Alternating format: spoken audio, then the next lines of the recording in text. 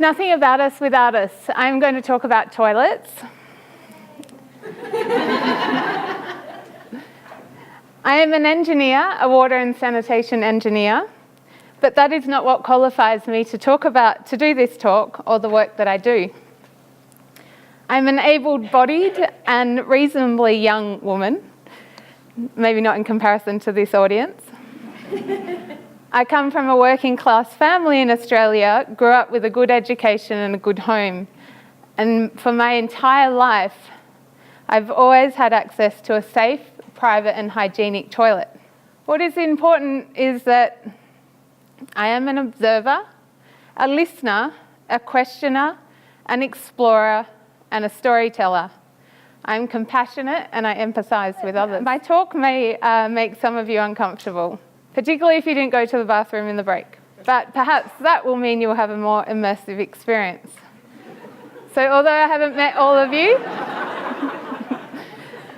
and you may not trust me, I am asking you to trust me, and I would like you all to close your eyes. I'd like you to close your eyes and imagine. Imagine you are a woman. Imagine you are sitting on a seat, not a comfortable cushioned chair that you are on now, but a plastic flimsy chair. You're sitting on the veranda of the house you live in, where you live with your family, your children and their children. You love them dearly and they love you. Today they are all out. They are out at work or at school.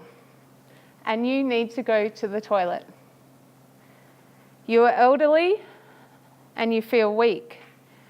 You can't see anything as 2 years ago your sight started to go and now you are completely blind. Your body is tired,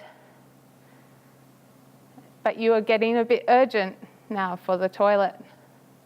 You try to stand up, but your hips are sore and you sit down and you think, maybe I'll wait a little bit longer. You wait till someone from your family comes home to help you get to the toilet. Your house is a small mud brick home built on the side of a rugged, remote mountain on a little island nation called East Timor.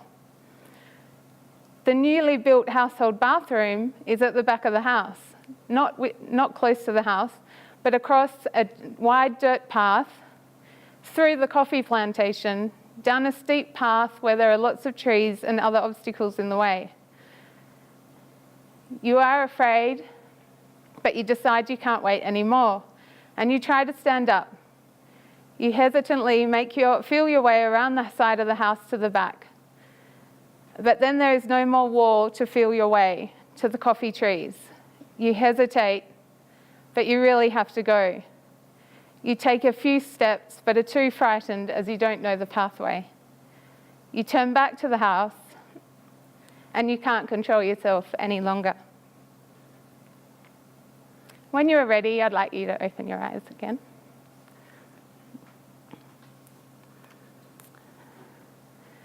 This is a woman that I met in East Timor last year, who I spoke to about the difficulties that she had accessing her toilet. This is one of the toilets that I looked at, down a steep pathway, near the coffee trees.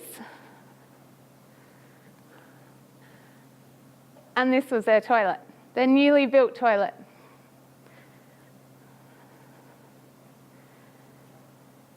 So when the technical team came to talk to Maria, this elderly woman and her family, she didn't tell them that she was losing her sight and that she couldn't see her way, and she didn't tell them that she had difficulty walking. She wasn't asked, and so she didn't tell them. She was also afraid that if someone knew that she was unwell, she'd have to go and live in a hospital far away from her family.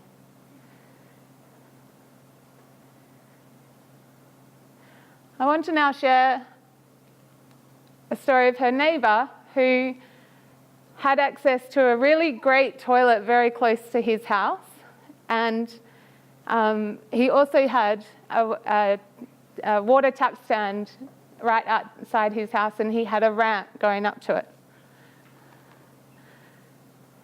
This man, he designed his toilet with a raised platform, and so that he could sit and use that toilet as a seated toilet, and the rest of his family could use it as a squat toilet, traditional squat.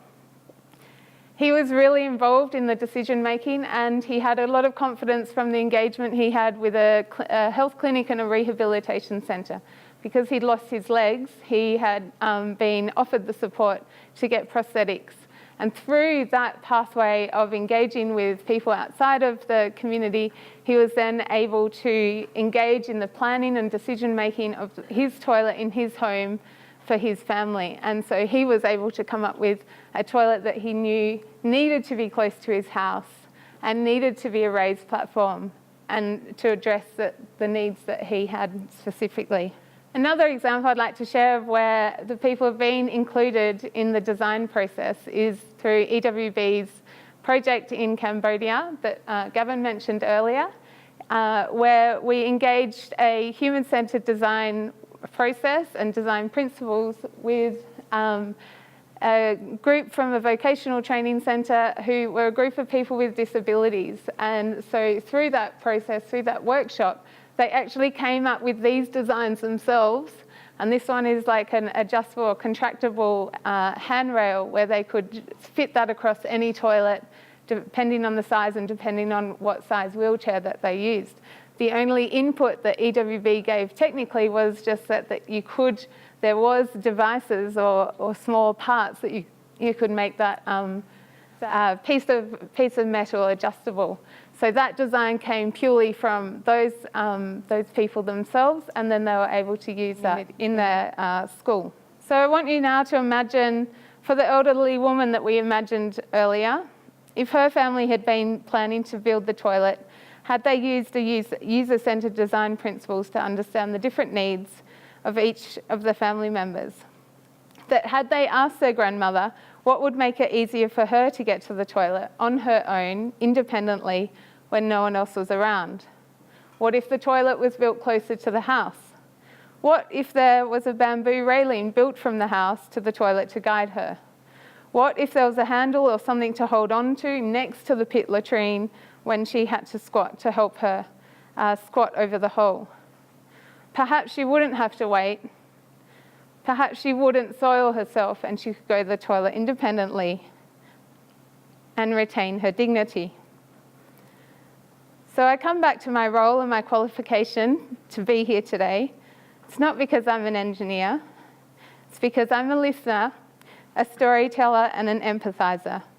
And it is these skills that are more valuable than my engineering skills to understand what people really need. Thank you.